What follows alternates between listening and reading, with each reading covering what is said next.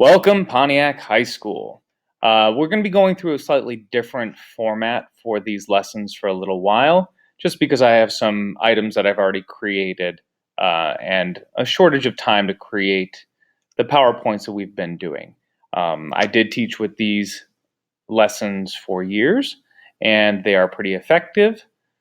They cover a lot of the same information, and we should be able to be very successful with them. Now, this is our first lesson on the Congressional Legislature. This lesson is titled 3-1, and it does focus on our national legislature as a whole. Now, the U.S. Congress is called the first branch of government. We have a representative democracy, and we elect these representatives to govern for us. The legislative branch is our most democratic expression of our self-rule. This means that we get to vote on these people who are closer to us than most of our elected representatives, that is, closest to us geographically and in terms of our ability to impact them. And because of these reasons, because they are democratic, because that is democracy democratic, not democratic versus Republican. And because we can impact them so easily, the Founding Fathers believed that this legislative branch would be our most important branch of government. And they also believed it would be the most powerful branch of government.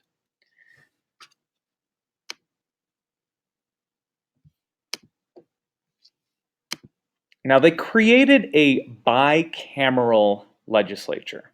That means that it has two separate chambers or two separate houses. That word bicameral simply means that it has two chambers. And in the United States, we call our two chambers the House of Representatives and the Senate. We'll be getting into a lot more about the differences between these two in a future lesson. Just know, however, that if a legislature has a single house, that is just one, it would be called a unicameral legislature.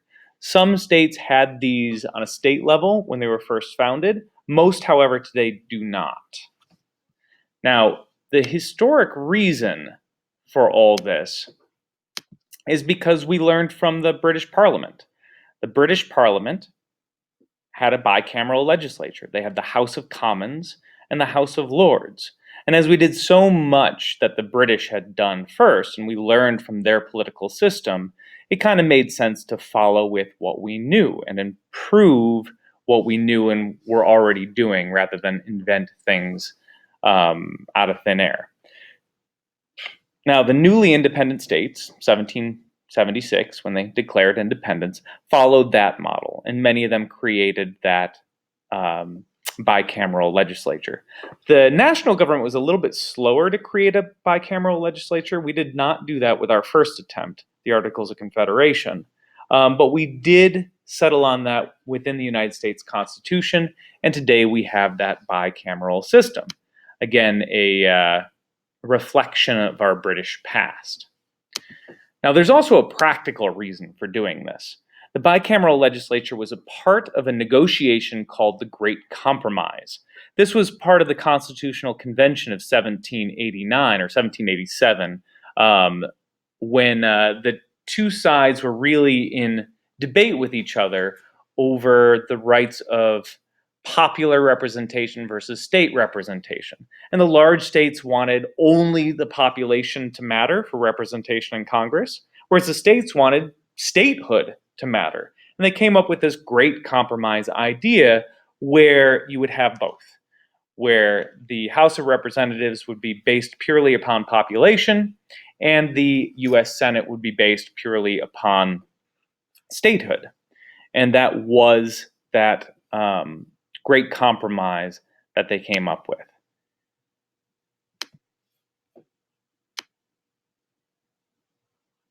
Now, an additional theoretical reason is that the Founding Fathers believed that the legislative branch would be the most powerful, right? They were worried about the power of this system. And so they created it as a bicameral system as an intentional limitation on the power of Congress. They believed that by having two houses, that it would be weaker. And in fact, this is true because arguments and disagreements between the House of Representatives and the Senate do frequently result in their inability to act on things, which is, of course, a weakness of their power. Now, greater flaws in this system include the idea that representation in the Senate, based upon statehood rather than population, has created this imbalance in our democracy. In a way, small states and the people who live in small states have a greater representation in Congress. This is a system which is kind of clarified when we look at California and Wyoming, our largest state and our smallest state in terms of population. Now, these are some older numbers. This is looking at 2002, but they're not wildly different today. We have population of California, 34 million, Wyoming, less than 500,000. They get 53 representatives, 2 senators, for a total of 55 members. If you wanted to tweak your math in a certain way, and particularly with the Electoral College, it works out this way, that they have 1 representative for every 623,000 people, whereas Wyoming has 1 representative for every 161,000 people. Again, that math would be a little bit different today, but it just kind of shows that Wyoming gets a greater percentage of representation or a greater number of people in the federal government as a ratio of their population that represent their issues. Again, we have this idea that each citizen of Wyoming is 4 times the representation of a citizen of California. It's just a slight imbalance in that system. So that is what we're going to cover today, just the idea that we had those differences in representation and why we have the bicameral system that we do. Next time, we're going to be looking at some terms and sessions of the people who represent us in Congress.